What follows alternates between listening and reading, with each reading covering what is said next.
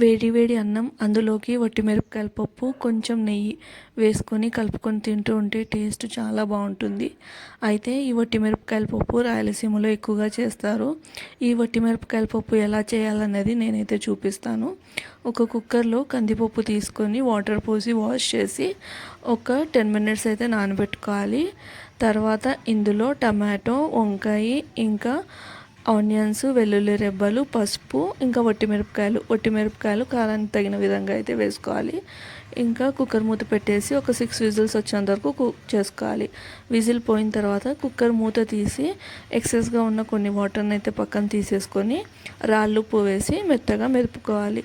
మెత్తగా మెదుపుకుంటున్నప్పుడు మనం పక్కకు తీసి పెట్టుకున్న వాటర్ని కూడా వేసేసుకొని మళ్ళీ మెదుపుకోవాలి. తర్వాత ఈ పప్పుకైతే పోపు పెట్టేసుకోవాలి. పోపు పెట్టేసుకుంటే పప్పు అయితే రెడీ అయిపోతుంది. మీరు ట్రై చేయండి, టేస్ట్ అయితే చాలా బాగుంటుంది.